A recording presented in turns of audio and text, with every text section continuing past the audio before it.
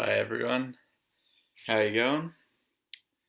Um, just before we get started, I'll give everyone just a little bit of time to make sure that everyone has ticked in by 7 o'clock, and then I'll start the webinar then.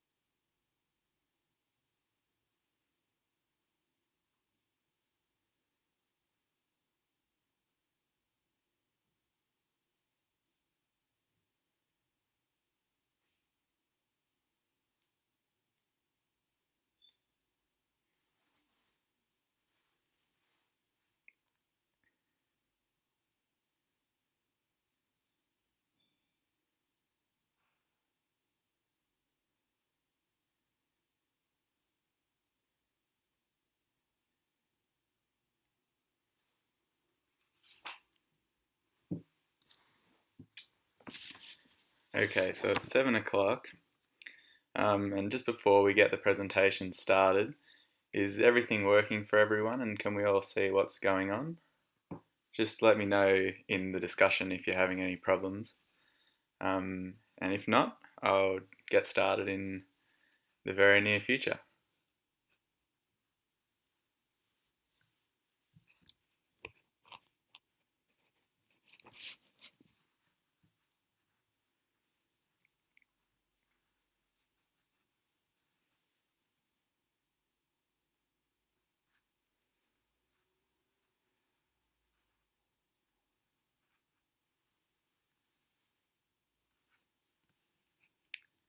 Uh, okay, great. Well, I might get started now in that case. Good evening, everyone, and welcome to the launch of the Yarra Riverkeeper Association's Weeding Toolkit. I'm Tom Frawley, and I'm the Stewardship Project Officer for the Yarra Riverkeeper Association. This is the first toolkit in a series of 3 focused on encouraging and informing engagement with the Yarra River and its surrounding landscape by us, the community that it supports. Before we move on, it's important that I, on behalf of the Yarra Riverkeeper Association, respectfully acknowledge the traditional owners of the land. As those that are joining us tonight are spread out over Victoria, we pay our respects to the entire Kulin Nation and to their elders past and present, and Aboriginal elders of other communities who may also be here tonight. So, this is only a short presentation, aiming to explain a little bit about weeds which are taking over our degrading landscapes, and to introduce everyone to the Weeding Toolkit, a small guide for anyone who may wish to get out there and be a proactive steward of the Yarra as they enjoy its beauty and its presence. I'll speak for about 10 minutes to these points, and then we'll have some time for questions at the end. So please feel free to type any questions into the discussion as we go, and I'll come back to them afterwards. So I think a good place for us to start is just with a basic explanation of what a weed actually is, and why some plants get called weeds and others don't. The truth about weeds is that what really makes a weed is context. You'll find a lot of definitions for what a weed is from lots of different sources, but they all tend to centre on a small few particular points. A weed is introduced and persisting in an ecosystem it does not belong in. Now, even this quick definition raises a contentious point, the notion of a plant being introduced. This doesn't mean that a plant is not native to Australia, and it's important to recognise that even native plants can become weeds if they exist outside of their natural context. The next important point to understand about weeds is what makes them so successful. What are the characteristics that allow them to become so dominant across landscapes, sometimes growing in the least likely of places for anything to grow at all? There are two defining characteristics for me that spring to mind when I think of weedy plants: ease of spread and adaptability. In other words, weeds reproduce quickly and in high volume through means such as high seed production, as well as capitalizing on many vectors for seed transport, such as water, wind, and also animals such as birds, each allowing the seeds of one plant to spread from location to location. Adaptability, on the other hand, refers to the capacity for weedy plants to set up shop in many varied environments, with differing soils and climatic norms. So what actually are the issues that weeds create? Well, this is when we start talking about ecology and we start talking about balance, and we start to wonder whether or not ecosystems that have developed in a codependent manner over time are able to accommodate a new and dominant species whilst maintaining health. Well, as you might guess, the short answer probably has to be no. But let's pause there for a minute, rewind, and just briefly touch on ecology and balance, and what these are and why these two concepts are so important for the health of ecosystems.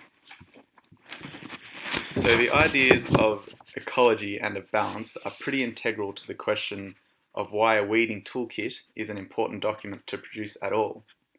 So I can't really present the toolkit without first explaining the role of weeds in undermining these factors and why it even matters if they do. So here goes. Let's first just quickly define ecology as being sort of like the holistic relatedness of an environment. So it's the life it supports, but more importantly, how all of the life interacts. The reason that balance exists and that natural ecosystems are so adept at maintaining themselves is because the ecological interactions act to both bolster and to regulate each other. Introducing new species into an ecosystem ignores the ecology of the site and the years and years and years that have gone into building this balanced system.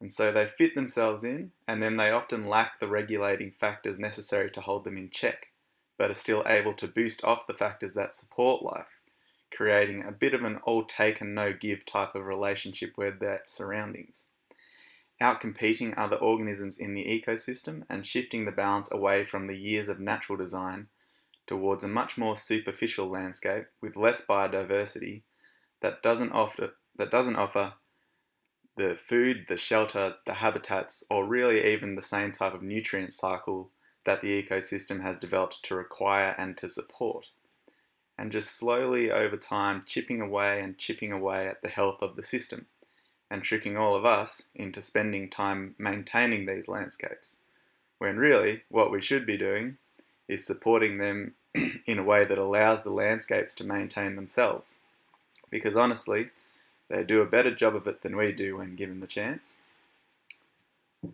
So now let's talk about the toolkit itself. The Weeding Toolkit is the first in a series of 3 that the Yarra Riverkeeper Association is launching over the next couple of months, which are all about engagement and giving people the tools they need to go out and grow their appreciation for the intricacies of the environments and ecosystems that exist along the Yarra. Weeding is a great way to engage with the Yarra and with the space around it, and involve yourself in the life of the river and the ecosystems and flows that are relatively easy to notice when you know what you're looking for, but not so obvious if you don't, allowing so much of what's happening to go unnoticed and unappreciated for its part in the life of the Yarra.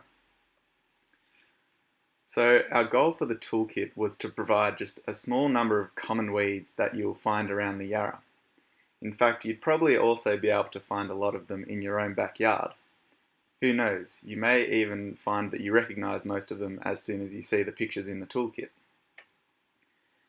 The idea isn't to build a weeding army of citizens so much as it is to create that intellectual engagement and appreciation for the landscapes and ecology of the areas that we're trying to protect and trying to inspire a renewed sense of love and pride and stewardship over. So don't worry if you think that weeding is a chore and that you don't particularly want to do it on your afternoon walk, because we actually handle a lot of that in our project work. But if you can start to see these plants and think about them and their ecological stance in the environment, it really does help to contextualise what we as the Yarra Riverkeeper Association are working to fix and to improve and to breathe life back into, or maybe more appropriately, breathe balanced and native life back into. So I guess I've come this far now without explicitly saying what the toolkit is and what's in it.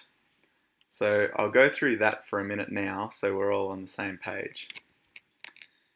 Essentially, what the toolkit is a small booklet. This is available for digital download, but will also be distributed by the Yarra Riverkeeper Association at community events as a hard copy booklet. It contains information on a number of important points like what is a weed and why should we go weeding.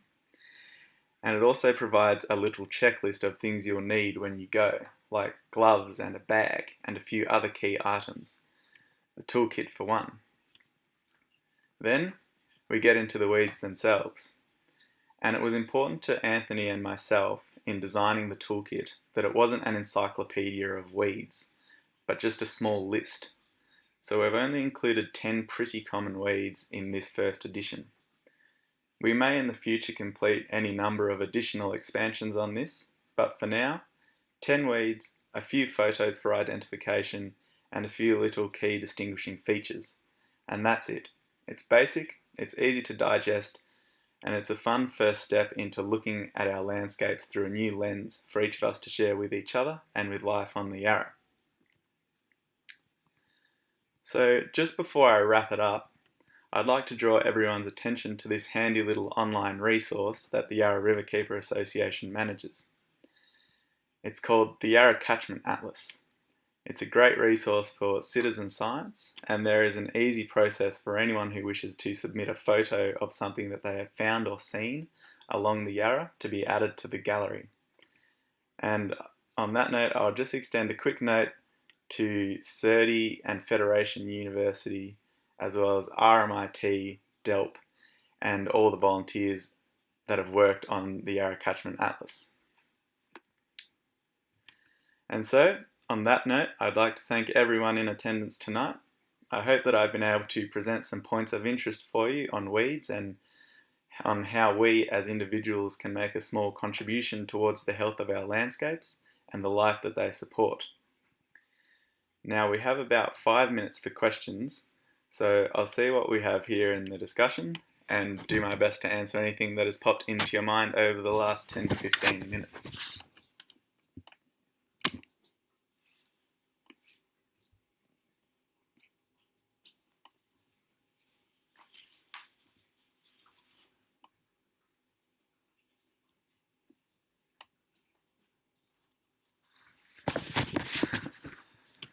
Well, it looks as though we don't have any questions here as yet. But if you think of any questions over the next period of time or couple of days, you can contact me at tom.frawley@yarrariver.org.au and I'll be happy to respond to any questions that you have. And that brings us to a close. Good night, and hopefully I'll see you all again in a month for the launch of the second toolkit. Oh, hold on. Some questions have just come through.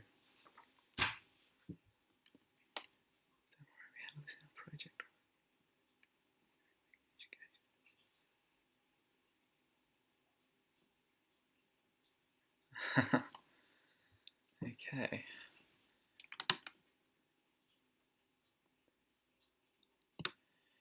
Intermondo Cultural Consulting, just in answer to your question, don't worry, we handle a lot of this in our weeding, in our project work, and what happens after our project is finished.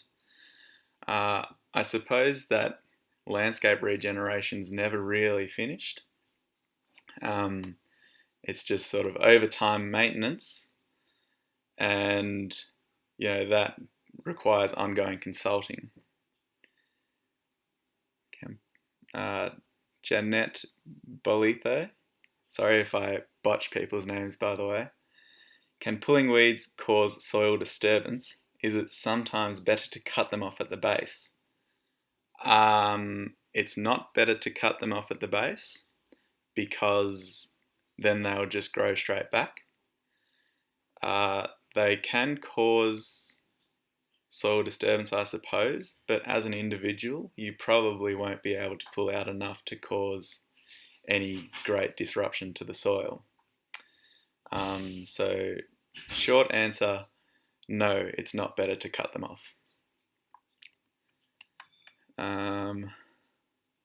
Andrew Kelly, what's my favourite weed? Well,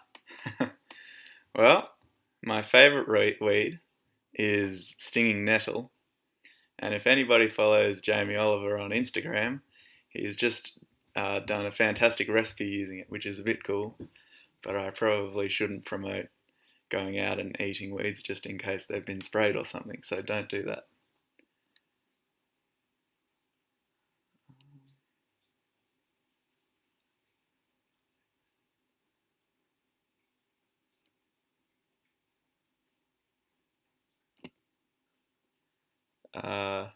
Mikoto Araki, what tools do you use to weed? These guys. And gloves and a bag. Those are in the toolkit on the checklist that I spoke about. And on that note, I might end us there for tonight, but please do contact me via email and I'll respond to any further questions that we have. Thank you very much.